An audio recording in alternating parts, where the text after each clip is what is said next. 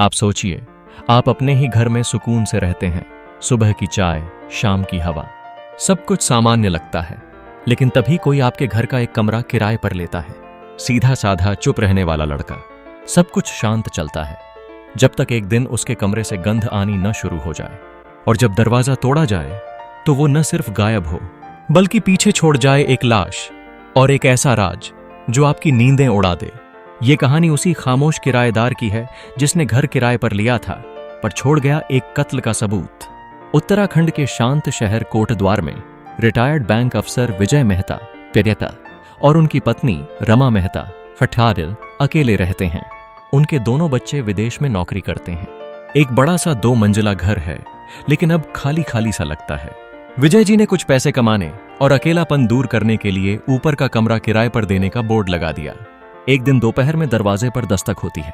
सामने एक दुबला पतला युवक, नाम कबीर श्रीवास्तव, उम्र करीब 27 साल, बोलचाल बेहद शिष्ट, बहुत कम बोलने वाला कहता है, सर, मैं यहां पास के पीडब्ल्यूडी ऑफिस में कॉन्ट्रैक्ट बेस पर काम कर रहा हूं।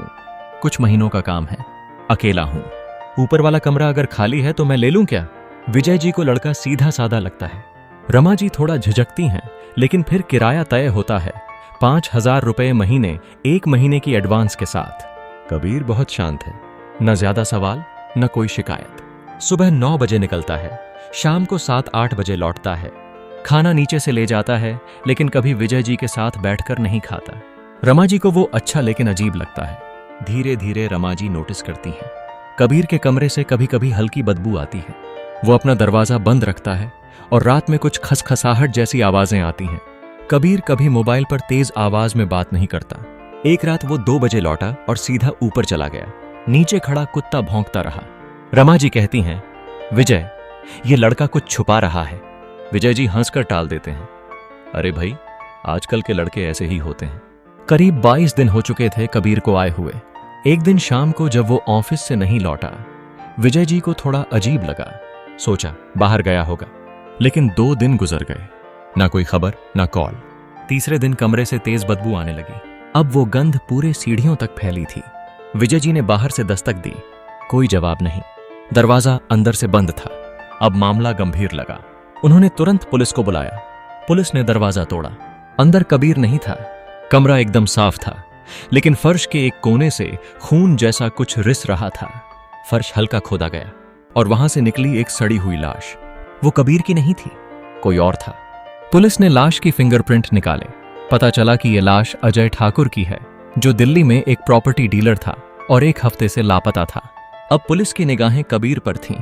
पुलिस ने कबीर की जानकारी निकाली तो पता चला कि कबीर श्रीवास्तव नाम का कोई असली रिकॉर्ड ही नहीं है। उसके दिए गए आईडी डॉक्यूमेंट फर्जी थे। सीसीटीवी फुटेज से पता चला कि कबीर 2 दिन पहले रात को घर से निकला था, एक बड़े सूटकेस के साथ। उसी दिन दिल्ली की एक बस में भी वो कैमरे में देखा गया था। अब जांच दिल्ली तक गई और दिल्ली पुलिस को एक ऐसा लिंक मिला जिससे कहानी एक नया मोड़ लेती है। कबीर असल में एक कॉन्ट्रैक्ट किलर था। उसका असली नाम था राहुल नागपाल, जो कुछ साल पहले ही दिल्ली के एक गैंग से जुड़ा था और लोगों को सुपारी में मारता था। अजय ठाकुर, जो अब लाश बन चुका था, उसने ही कुछ महीनों पहले एक डील में राहुल को धोखा दिया था। अब राहुल ने उस पर नजर रखी, दोस्ती की एक्टिंग की और फिर प्लान बनाकर उसे अपने किराए के कमरे में बुलाया, मार दिया और खुद गायब हो गया। पुलिस केस दर्ज करती है, हत्या, धोखाधड़ी, फर्जी पहचान, लेकिन राहुल नागपाल फरार है। कुछ महीनों बाद मुंबई के एक होटल में सीसीटीवी में वही लड़का दिखता है, अब नए नाम, नए चेहरे, दाढ़ी, चश्मा के साथ। लेकिन एक बात नहीं बदली, उसकी खामोशी। वो अब भी अकेला रहता है और शायद अगली सुपारी के इंतजार में है। इस खामोश किराएदार ने जो किया वो सिर्फ एक कत्ल नहीं था, ये था एक ऐसा खेल जिसमें वो खुद गुम हो गया और किसी और की जिंदगी छीन ली। क्या आप कभी किसी अनजान को अपने घर में जगह देंगे बिना उसकी असलियत जाने? सोचिएगा जरूर।